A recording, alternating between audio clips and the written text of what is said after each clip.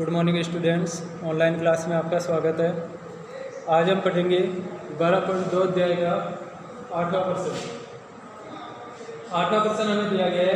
फर्श पर एक फूलों का डिजाइन 16 त्रिभुजाकार टाइलों से बना गया है, जिनमें से प्रत्येक की भुजाएं 9 सेंटीमीटर, 28 सेंटीमीटर और 35 सेंटीमीटर है। इन टाइलों को 50 पैसे प्रति वर्ग सेंटीमीटर मतलब प्रति क्षेत्रफल के लिए हमें बोला गया है। प्रति वर्ग सेंटीमीटर की दर से पॉलिश कराने का व्यय ज्ञात कीजिए। मतलब हमें इन टाइलों का क्षेत्रफल ज्ञात करना है। तो यहाँ पर देखो हमारे पास इस प्रकार टाइलें दी गई है और हमें बोला है कि 16 त्रिभुजाकार आकार है। तो यहाँ पर देखो 1 2 2 4 6 8 10 12 14 और 16, मतलब एक में 2 त्रिभुजाकार भाग है।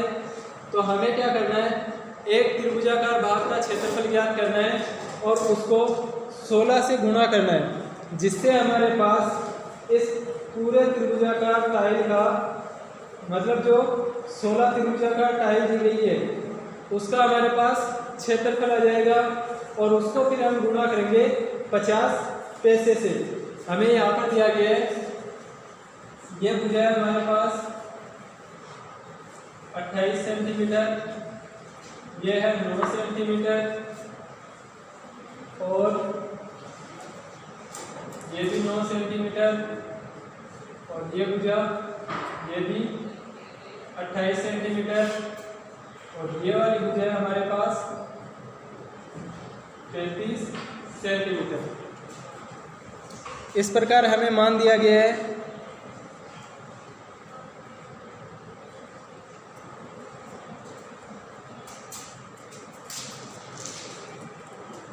अब हमें इस फूलों की डिजाइन का क्षेत्रफल ज्ञात करना है।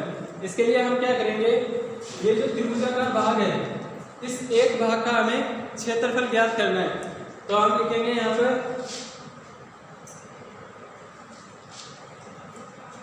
एक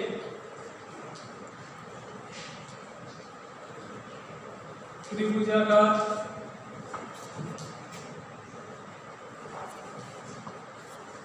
टाइल के लिए, एक त्रिभुजाकार टाइल के लिए एक त्रिभुजाकार टाइल का हमें क्षेत्रफल ज्ञात करना है और उसको 16 से गुणा करना है, जिससे हमारे पास इस पूरे फूलों की डिजाइन का क्षेत्रफल हमें प्राप्त होगा। तो त्रिभुजाकार टाइल का क्षेत्रफल ज्ञात करने के लिए हमें इसकी भुजाओं का पता होना चाहिए। तो हम लिखेंगे पहले स्मॉल ए। मान लिया स्मॉल ए है हमारे पास 35, तो यहाँ पर लिखेंगे हम 35 सेंटीमीटर। स्मॉल बी मान लिया हमने 28 सेंटीमीटर और स्मॉल सी मान लिया हमने 9 सेंटीमीटर। मतलब इस एक भाग का क्षेत्रफल हमें ज्ञात करना है। ये जो भाग है इसका हमें क्षेत्रफल ज्ञात करना है। ये जो त्रिभुज बन रहा है इस त्रिभुज का हमें क्षेत्रफल ज्ञात करना है और उसके बाद 16 से हमें गुणा करना है। तो हमारे पास हो गया यहाँ पर ए बराबर 35 सेंटीमीटर, बी बराबर 28 सेंटीमीटर और सी बराबर 9 सेंटीमीटर। अब टाइल जो है त्रिभुजाकार है तो इसका क्षेत्रफल ज्ञात करने के लिए हमें पहले इसका अर्ध परिमाप ज्ञात करना है। तो हम लिखेंगे अर्ध परिमाप, और अर्ध परिमाप को दर्शाया जाता है एस से। अर्ध परिमाप बराबर इसका सूत्र होता है ए प्लस बी प्लस सी बटा 2। ए बी और सी इन तीनों का मान है हमारे पास 35, 28 और 9। तो हम लिखेंगे 35 प्लस 28 प्लस 9 बटा 2। अब हमें यहाँ पर इनका जोड़ करना है और 2 का भाग लगाना है। तो यहाँ पर हमारे पास इनका जोड़ करके 2 का भाग लगाने पर ये जो त्रिभुजाकार टाइल है इसका हमारे पास आ जाएगा अर्ध परिमाप।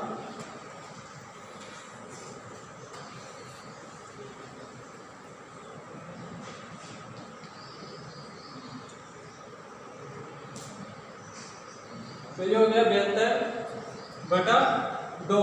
बराबर हो जाएगा हमारे पास 36 सेंटीमीटर। मतलब ये जो त्रिभुजाकार टाइल है इसका अर्ध परिमाप आ गया हमारे पास 36 सेंटीमीटर। आगे अब हमें क्या करना है, इस त्रिभुजाकार टाइल का क्षेत्रफल ज्ञात करना है। त्रिभुजाकार टाइल का क्षेत्रफल ज्ञात करना है और क्षेत्रफल हम ज्ञात करेंगे हीरोन के सूत्र से। क्षेत्रफल हमें ज्ञात करना है हीरोन के सूत्र से। तो हम लिखेंगे यहाँ पर हीरोन के सूत्र से। हीरोन के सूत्र से फिर आगे लिखना है हमें एक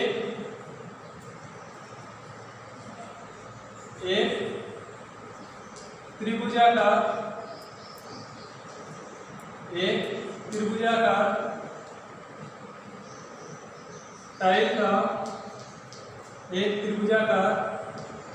टाइल का क्षेत्रफल।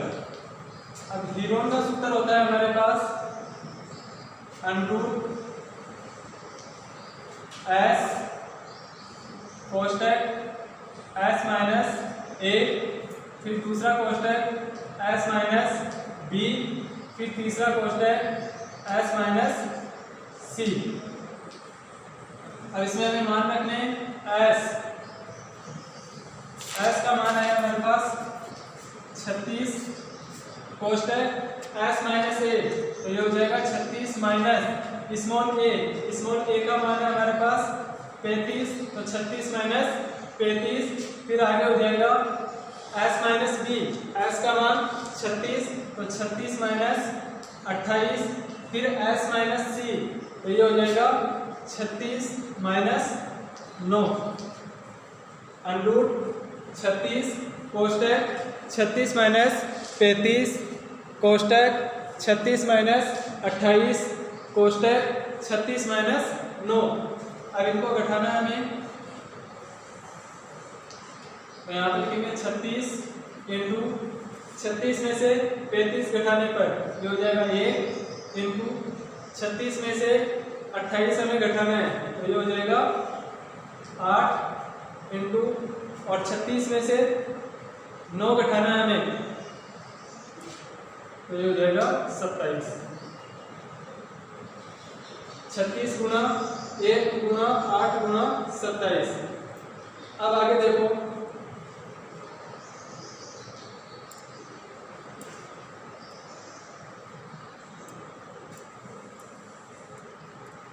इसको लिख सकते हैं हम 6 गुना 6। 36 को लिख सकते हैं हम 6 गुना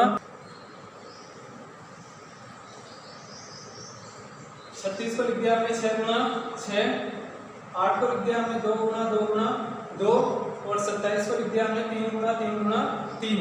मतलब 2 को 3 बार लिखकर गुणा करेंगे तो 8 होगा और 3 को 3 बार लिखकर गुणा करेंगे तो 27 होगा। अब यहाँ पर देखो ये जो 6 है, 6 को लिख सकते हैं हम 2 गुना 3। फिर इस 6 को लिख सकते हैं हम 2 गुना 3।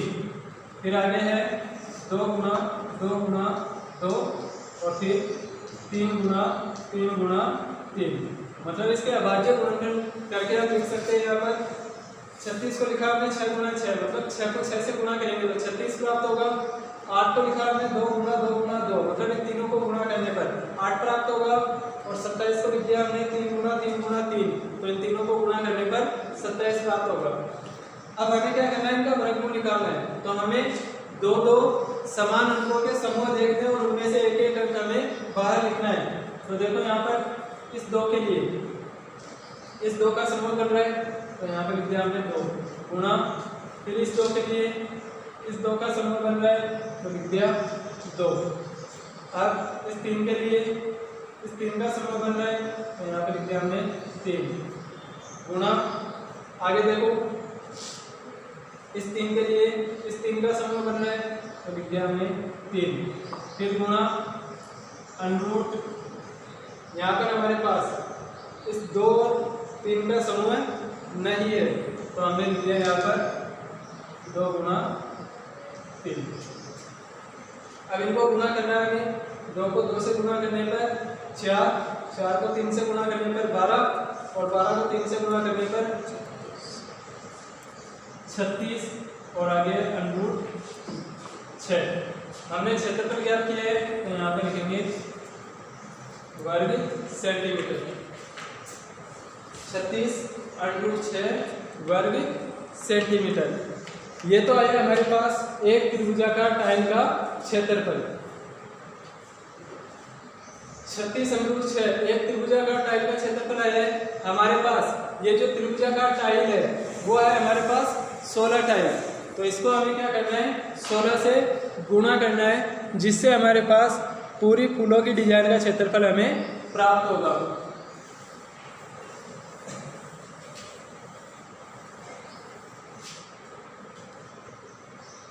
तो आगे लिखेंगे हम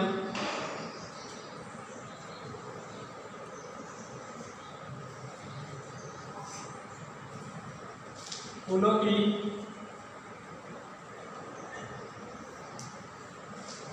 की डिजाइन का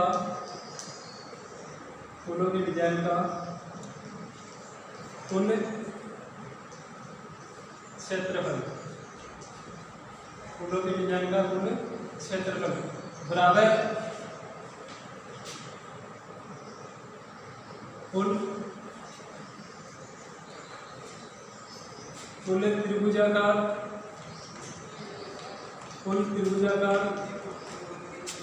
टाइल गुणा एक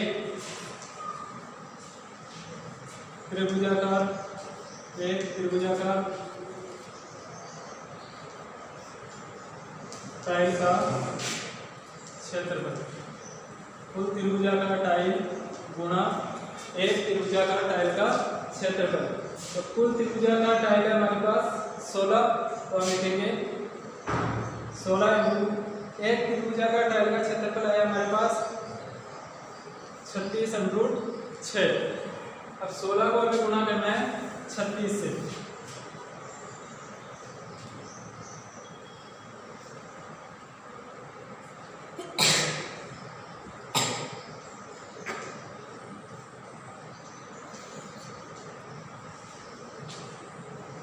तो ये हो गया हमारे पास 576 √6 वर्ग सेंटीमीटर या सेंटीमीटर स्क्वायर।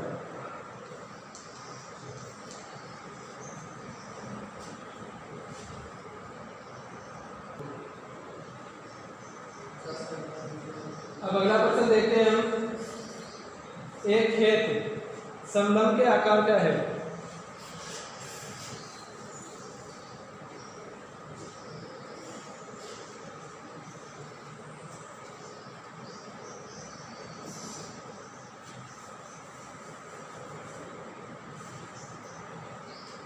इसी में हमें वो दिया गया है कि ये जो टाइल है, आगे प्रश्न में हमें आगे वो पूछ रहा है कि इन टाइलों को 50 पैसे प्रति वर्ग सेंटीमीटर की दर से पॉलिश कराने का व्यय और ज्ञात करना है। तो इसमें आगे लिखेंगे हम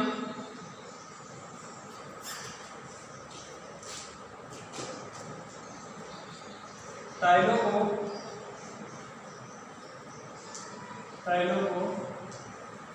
पॉलिश कराने का व्यय। टाइलों को पॉलिश कराने का व्यय। पॉलिश कराने का व्यय ज्ञात करने के लिए हमें बोला है कि प्रति वर्ग सेंटीमीटर के 50 पैसे लगते हैं। तो यहाँ पर हमारे पास कुल क्षेत्रफल है 576 √6। तो इसको गुणा करना है हमें 50 पैसे से। 50 पैसे इंटू 576 √6।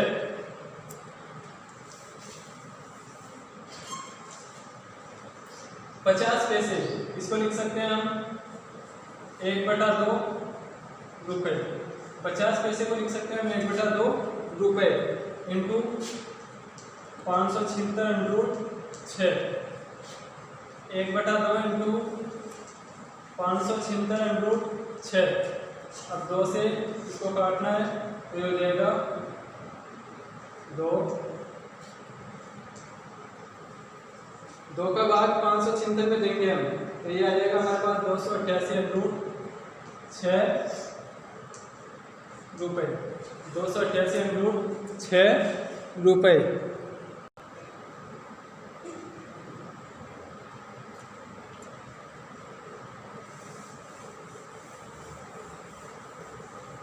और देखते हैं हम 9%।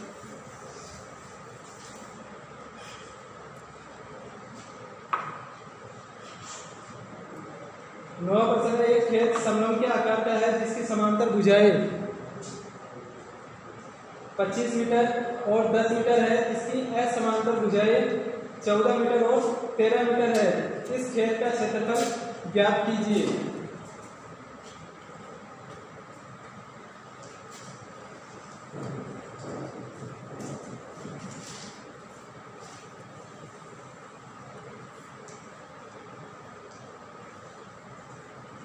मान लिया ABCD ये कोई समलंब चतुर्भुज है। इसमें ये भुजा 10 मीटर और ये 25 मीटर है। असमांतर भुजाएं मतलब ये दोनों भुजाएं 14 मीटर और 13 मीटर है। हमें बोला कि इस खेत का क्षेत्रफल ज्ञात कीजिए। अब समलंब चतुर्भुज दिया गया है हमें, और समलंब चतुर्भुज का क्षेत्रफल ज्ञात करने का सूत्र होता है 1/2 इंटू समांतर भुजाओं का योग इंटू समांतर भुजाओं के मध्य की दूरी। समांतर भुजाएं तो है हमारे पास, लेकिन इनके मध्य की दूरी हमारे पास नहीं है। तो हम क्या करेंगे, हमें इस 14 मीटर के समांतर यहाँ पर रेखा खींचनी है या भुजा खींचनी है। 14 मीटर के समांतर ये भुजा खींचनी है हमें। तो ये हो जाएगी यहाँ पर 14 मीटर और ये 10 मीटर है, तो ये भी हो जाएगी यहाँ पर 10 मीटर। यहाँ से लेकर यहाँ पर ये पूरी 25 है, पूरी भुजा 25 है। तो ये यहाँ से लेकर यहाँ तक ये बचेगी हमारे पास 15 मीटर। इस AD भुजा के समांतर हमने CE भुजा खींची है। यहाँ पर इस भुजा के समांतर भुजा खींचने पर यह बन गया हमारे पास AECD एक समांतर चतुर्भुज, और ये त्रिभुज बन रहा है। तो हमें क्या करना है, पहले इस त्रिभुज का क्षेत्रफल ज्ञात करना है और इसके क्षेत्रफल की सहायता से इसकी हमें ऊंचाई ज्ञात करनी है। तो हम लिखेंगे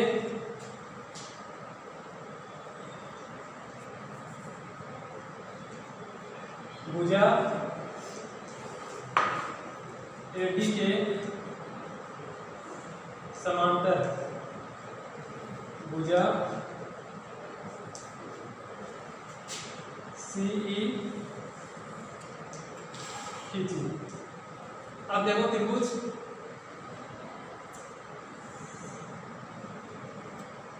आता है त्रिभुज BEC या BCE के लिए ये त्रिभुज लेना है BCE। त्रिभुज BCE के लिए स्मॉल a बराबर हमने मान ली 15 मीटर, स्मॉल a बराबर 15 मीटर, स्मॉल b मान लिया हमने 14 मीटर और स्मॉल c मान लिया हमने 13 मीटर।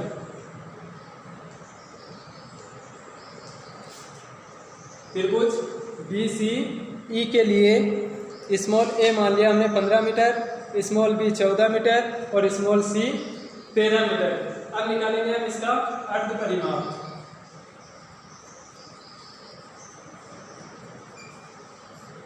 अर्ध परिमाप x बराबर a plus b plus c बटा 2। तो यहाँ पर हो जाएगा हमारे पास 15 प्लस 14 प्लस 13 बटा 2। तो ये हो जाएगा हमारे पास 42 बटा 2। तो ये आ जाएगा 21 मीटर। अर्ध परिमाप आ जाएगा हमारे पास 21 मीटर। अब हम निकालेंगे इसका क्षेत्रफल, त्रिभुज BCE का क्षेत्रफल।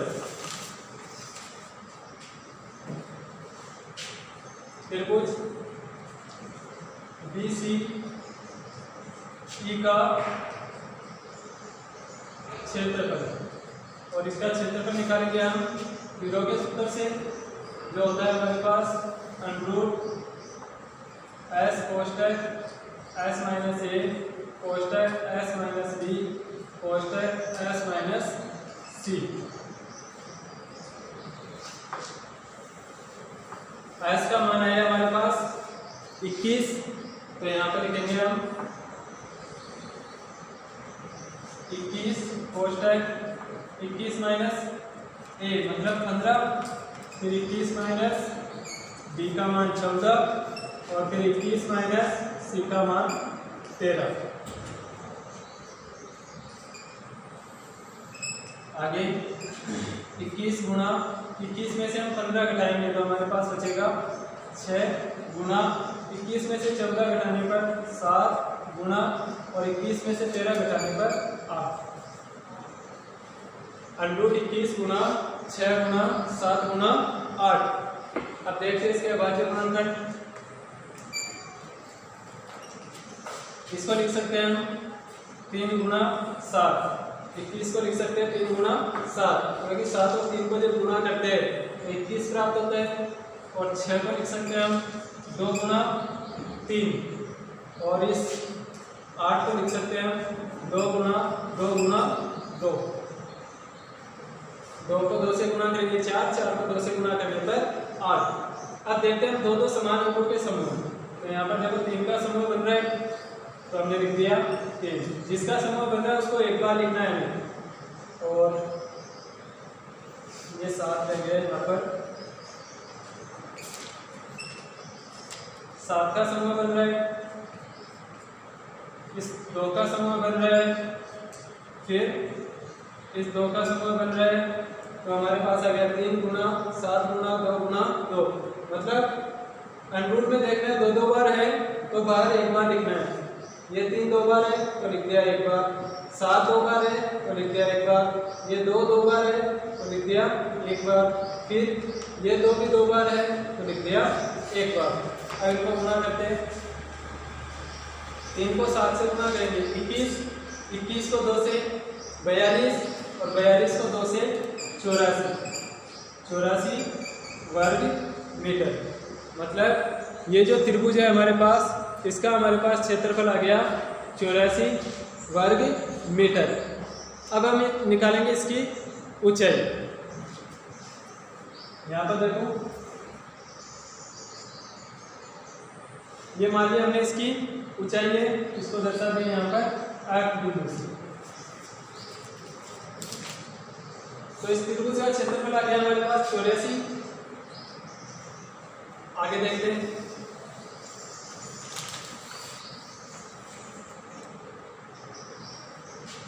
त्रिभुज BCE का क्षेत्रफल, त्रिभुज BCE का क्षेत्रफल आया हमारे पास 84 वर्ग मीटर। अब इस त्रिभुज में देखो, यहाँ पर ये लंब खींच दिया हमने, तो यहाँ पर ये कोण होगा 90 डिग्री। मतलब यहाँ पर देखो, इस त्रिभुज का क्षेत्रफल ज्ञात करने के लिए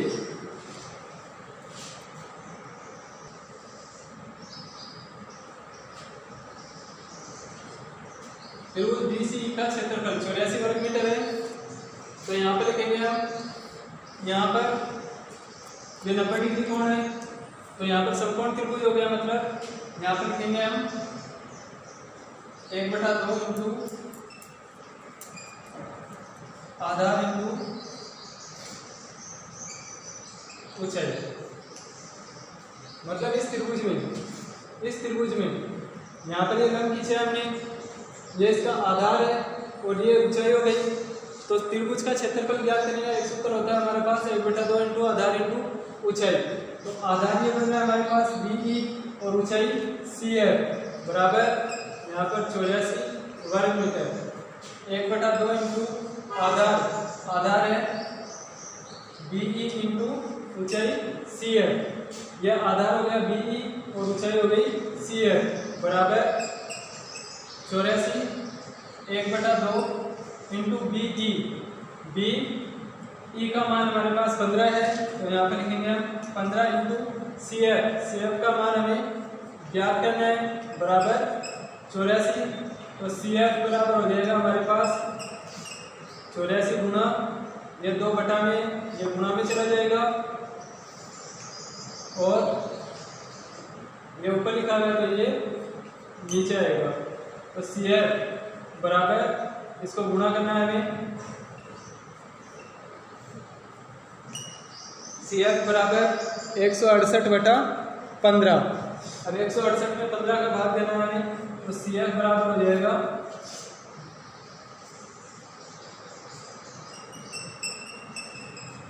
11.2 मीटर।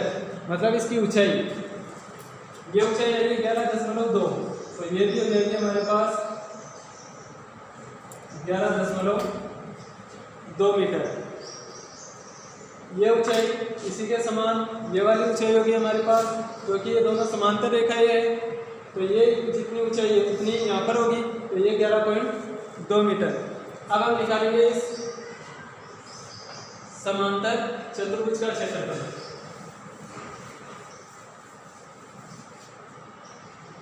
समांतर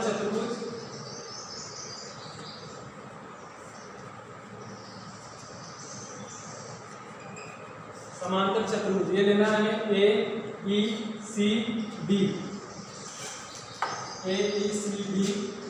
का क्षेत्रफल। समांतर चतुर्भुज AECD का क्षेत्रफल, और समांतर चतुर्भुज का क्षेत्रफल ज्ञात करने का सूत्र होता है आधार इंटू ऊंचाई। आधार मान लिया इसका AE है इंटू ऊंचाई, ये ऊंचाई हो जाएगी मान लिया G है, यहाँ पर लिख दिया हमने BG। AE गुणा BG की जगह क्या लिख सकते हैं, CF भी लिख सकते हैं, क्योंकि BG बराबर है किसके, CF के। AE गुणा AE का मान है हमारे पास 10 गुणा CF का मान है हमारे पास 11.2। समांतर चतुर्भुज इसका क्षेत्रफल ज्ञात कर रहे हैं हम, तो इसमें आधार AE और ऊंचाई DG मानी हमने, तो जितना CF है उतना ही DG का मान होगा। तो यहाँ पर लिख दिया हमने DG की जगह CF, और CF का मान ज्ञात किया हमने 11.2, तो 10 गुणा 11.2 बराबर ये हो जाएगा 112 मीटर। 112 मीटर स्क्वायर या वर्ग मीटर। तो समांतर चतुर्भुज का क्षेत्रफल आ गया हमारे पास, और इस त्रिभुज का क्षेत्रफल आ गया। हमें बताना है इस पूरे समलंब चतुर्भुज का क्षेत्रफल।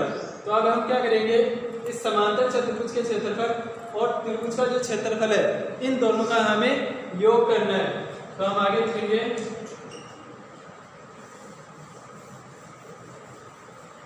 आगे लिखना है हमें समलंब चतुर्भुज का क्षेत्रफल।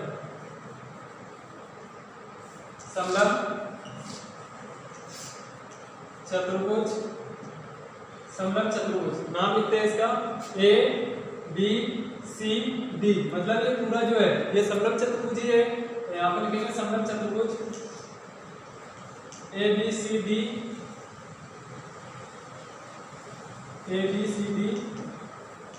A का क्षेत्रफल। इस समलंब चतुर्भुज का क्षेत्रफल ज्ञात करने के लिए हमें क्या करना है, समांतर चतुर्भुज और त्रिभुज का जो क्षेत्रफल है उनका जोड़ करना है। तो हम लिखेंगे समांतर चतुर्भुज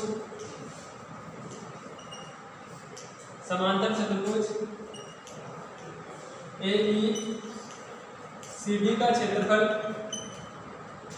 प्लस त्रिभुज BCE का क्षेत्रफल। समांतर चतुर्भुज का क्षेत्रफल आया हमारे पास 112 वर्ग मीटर, प्लस त्रिभुज का क्षेत्रफल आया हमारे पास 84 वर्ग मीटर।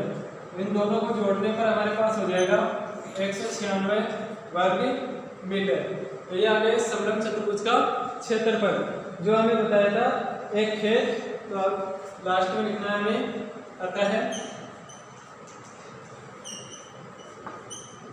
अतः खेत का क्षेत्रफल बराबर 196 वर्ग मीटर। ये हो गया इसका आंसर। ठीक है बच्चों, बाकी पढ़ेंगे अब कल।